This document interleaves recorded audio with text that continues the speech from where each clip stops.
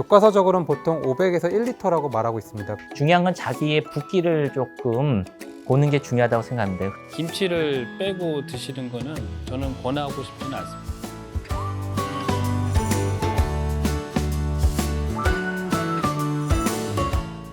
만성 콩팥병으로 이제 진료 오시는 분들이 가장 궁금해하시는 건 사실은 이제 음식입니다. 음식. 어떤 음식이 도움이 될까? 아니면 어떤 음식을 먹지 말아야 될까? 이렇게 했을 때 크게는 저희는 이제 세 가지 정도를 들 수 있습니다. 일단은 칼륨, 그리고 염분, 그 다음에 수분, 하나 더 해서 인. 이렇게 되는데요. 이준영 교수는 이 네 가지 중에 어느 거에 가장 좀 중점을 두고 환자한테 설명을 하시는지. 저희는 강원도다 보니까 이제 이 여름철이 되면은 옥수수 감자를 또 환자들이 많이 드시고 오시고요.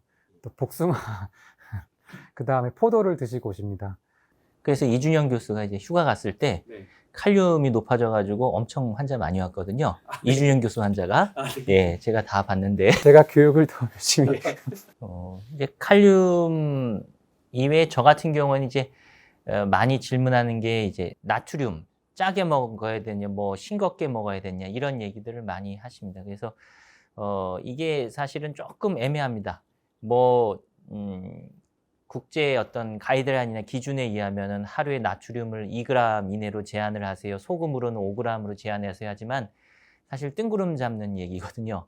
2g을 어떻게 정할까? 환자분한테 2g 이하로 드세요 이렇게 말할 수는 없기 때문에 지금 드시는 양에서 뭐 붓기 정도를 봐서 지금보다 얼마나큼 더 짜지 않게 드세요라든지 이런 식으로 지금 현재를 중심으로 그렇게 얘기를 드리는데 사실 아주 명확하게 얘기하기는 어렵습니다. 물은 참 어려운 것 같습니다. 일단은 첫 번째로 저희 심장 환자들은 신장만 나쁜 게 아니라 심장이 같이 안 좋은 경우가 많습니다. 제가 이렇게 설명을 드릴 때 콩팥이 안 좋으면 원래 이만큼 물을 먹을 수 있으면은 콩팥이 안 좋으니까 이만큼밖에 못 먹고 심장이 안 좋으면 또 이만큼밖에 못 먹어서 물을 정말 조절해야 한다 그러는데 교과서적으로는 보통 500에서 1리터라고 말하고 있습니다. 그러면은 이제 밥 먹는 거 외에 수분만 생각하시니까 저희 나라는 한식 문화다 보니까 국을 항상 같이 드십니다. 그래서 조금 치사하지만 제가 꼭 말씀드린 게 숟가락으로 이렇게 덜어서 국을 건더기만 드시고 국물은 빼고 드시게끔 말씀드립니다. 저는 제 나름의 노하우는 그냥 물의 필요성은 그 몸이 제일 잘 알기 때문에 목이 마르면 드시고 목이 안 마르면 안 드시고 하는데 중요한 건 자기의 붓기를 조금 보는 게 중요하다고 생각합니다. 만약에 몸이 붓는 경향이 없다 그러면 조금 더 자연스럽게 드시고 만약에 최근에 몸도 많이 마르고 기운도 없고 현기감도 있다 그러면 물을 조금 더 드시고 그러니까 뭐 흔히 공부로 하면은 자기주도 학습이죠. 사실은 환자들이 원하는 건 조금 더 자세한 얘기입니다. 예를 들어서 칼륨이 많은 과일은 뭘까? 사실은 우리는 먹지 말라고만 얘기하는데 환자분들은 물어보는 거 정반대. 그러면 먹어도 되는 과일은 뭐냐? 이거 물어보시거든요. 보통 칼륨이 이제 적은 거는 포도, 그 다음에 사과가 알려져 있어서 말씀드리고 바나나 같은 경우는 또 칼륨이 많은 걸로 유명하기 때문에 그래서 바나나는 가급적 제한하도록 하고 포도는 이제 송이도 조그맣고 그러다 보니까 포도 드시는 거를 권해드리거나 복숭아나 이런 것들은 피하고 좀 그것도 싫다 그러시면 이제 바나나랑 포도 중에 타협을 하는 편입니다.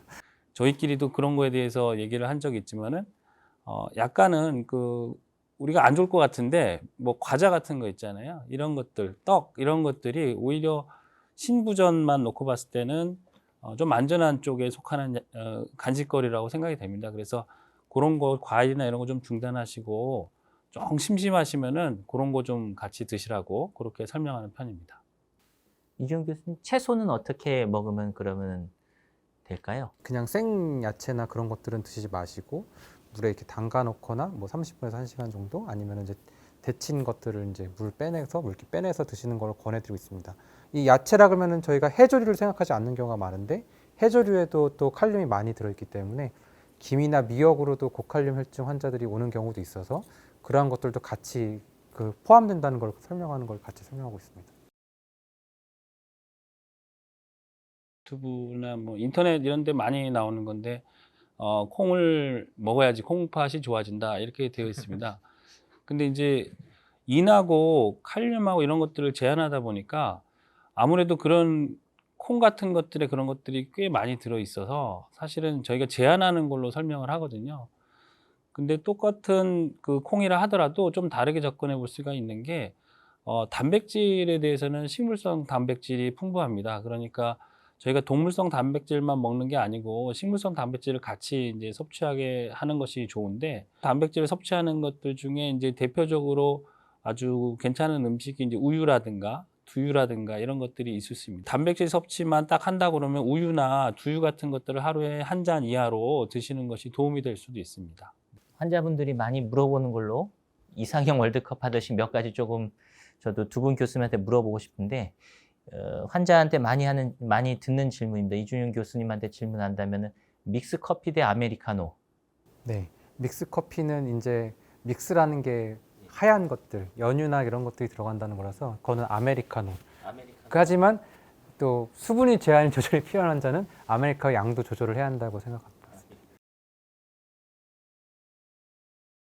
만성 콩팥병 환자들은 이제 그 단계별로 다른데, 콩팥병 초기에는 단백질을 엄격하게 제한하는 것을 권고를 합니다. 하지만 이 콩팥병이 더 진행하고 투석까지 이르면은 굉장히 몸에 단백질 소실이 많아져서 오히려 단백질을 적극적으로 섭취하기를 권고하는데, 이제 같은 고기를 먹더라도 이준현 교수님한테 궁금한 게, 예, 바베큐 같이 구운 고기, 예, 그 다음에 수육, 예, 어느 게 나을까요?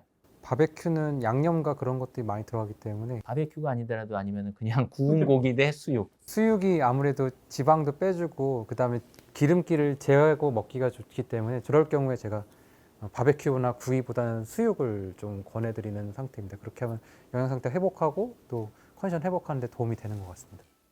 이 콩팥병 환자한테 이제 단백질 주제로 보면은 제일 이제 주의해야 되는 것 중에 하나가, 저는 이제 단백질 쉐이크라고 생각하거든요. 그 예전에 이제 저한테 오시는 몇몇 환자분들은 덩치가 엄청 좋습니다. 예를 들어 헬스 트레이너, 그 다음에 뭐 어디 국가대표 이런데 콩팥 기능이 너무 안 좋은 거예요. 그런 분들 보면은 이제 직업적인 목적 때문에 맨날 닭가슴살에 이제 고함량의 단백질 쉐이크들을 먹는데, 이제 그분들께 이제 아쉽지만은 얘기를 드립니다. 직업 관계상 어쩔 수 없는 측면이 있다 하더라도 지금은 이제 콩팥이 많이 나빠져 있으니 지금 단계에서는 이제 단백질을 피해야 된다. 그게 이제 굉장히 중요한 팁 중에 하나라고 보이고요. 엄밀히 말하면 제한 안 해도 되는 건 탄수화물인 것 같습니다. 그렇기 때문에 아까 살짝 말씀하셨지만 빵을 먹더라, 뭐 그다음에 뭐 떡 이런 탄수화물을 드시는 거를 오히려 탄수화물은 제한은 솔직히 살찌는 칼로리만 생각하지 않는다면은 저희 환자분들한테 저희가 권할 수 있는 것 같습니다.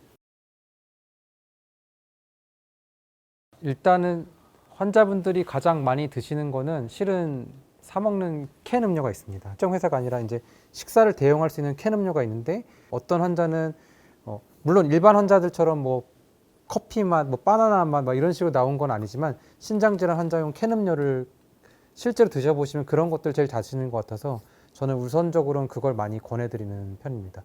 사실은 콩팥병 환자들을 위해서 해먹을 수 있는 간식거리가 있느냐?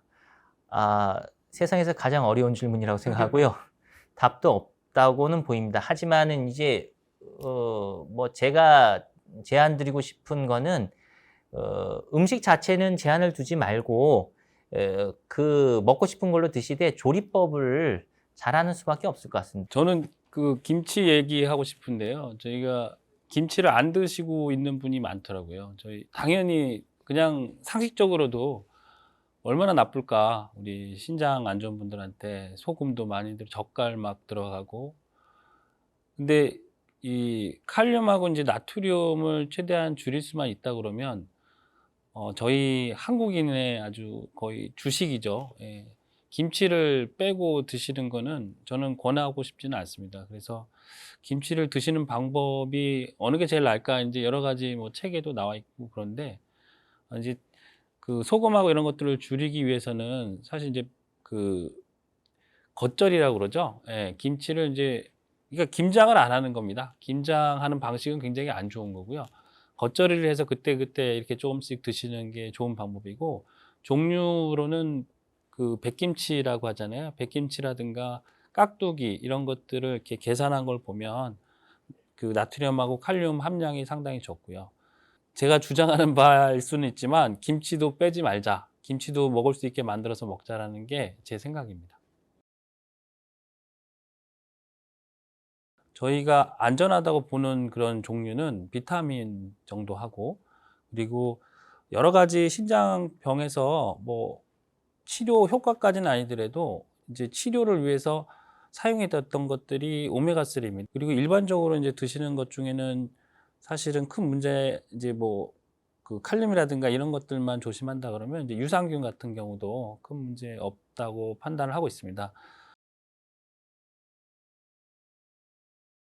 제가 얼마 전에 이제 대한신장학회에서 운영하는 이제 홍보위원회가 있는데 거기서 만성 콩팥병과 관련된 수기 공모를 한 적이 있습니다. 그거를 심사하면서 굉장히 놀랐습니다. 그 이유는 우리가 투석을 하게 되면은 굉장히 삶이 달라지고 굉장히 위축되고 뭐 우울할 것만 같았는데 많은 분들이 그런 측면에 자기가 느꼈던 정서적인 어려움에 대해서 얘기는 하셨지만 결국에는 그런 것들을 다 이겨내시고 엄청 긍정적으로 잘 사시더라고요.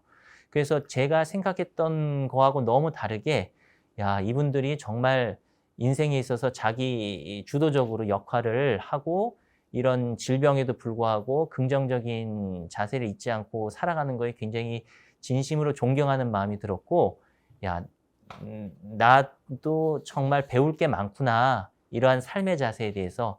그래서 많은 이제 만성 콩팥병 환자분들이 어려운 건 알지만은 또 많은 분들이 굉장히 긍정적이고 적극적이고 진취적인 자세로 살아가시기 때문에 그분들의 또 얘기들을 거울 삼아서 꼭 힘내시라고 말씀을 드리고 싶습니다.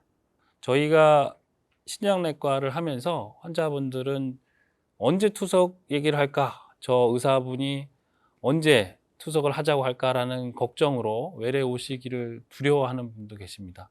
제가 봐서는 그런 부분들에 대해서는 저희가 절대 투석을 하고 싶어 하는 의사도 아니고요. 투석을 막 빨리 권하는 의사들도 아닙니다. 저희도 한 팀이고 환자분하고 계속 투석을 안 할 수 있는 기간이 길어진다면 계속 그렇게 가고 싶은 마음으로 하고 있는 의사들입니다. 그래서 그렇게 팀이라고 생각해 주시고 절대 포기하지 마시고 같이 노력해 나가면 좋은 결과가 있을 거라고 생각합니다. 네, 만성 콩팥병은 말 그대로 만성입니다. 이게 어떻게 보면은 몸에서 떨어져 나가서 없어질 수 있냐고 생각하면 그러진 못합니다. 하지만 의학기술이 발달해서 신장을 좋게 할 수 있는 약들이 나오고 있습니다. 그래서 첫 번째는 저는 이제 저희 의료진들은 이제 만성 신장 환자들을 보다 보니까 거의 평생을 10년 이상을 같이 늙어간다는 표현을 쓰기도 하는데 같이 보고 있어서 의료진들이 일단은 거의 환자를 거의 가족이라고 생각하고 계속 보기 때문에 의료진과 함께 이제 같이 나아간다, 같이 해결해 나간다는 약간 화이팅 넘치는 각오를 가지시면은 좋지 않을까 생각드려서 의료진들도 함께 해결하고자 같이 노력하고 있다고 생각하고 혼자 하는 게 아니라 병원과 함께 하면 된다 이렇게 생각하면 좋을 것 같아서 그렇게 생각하시면 좋을 것 같습니다. 단조로울 수도 재미있을 수도 있는 이 방송을 시청해 주셔서 너무 감사드리고 오늘 이제 마무리 멘트 다 아실 테니 해보도록 하겠습니다. 예. 좋아요, 댓글, 구독, 알림 설정 감사합니다.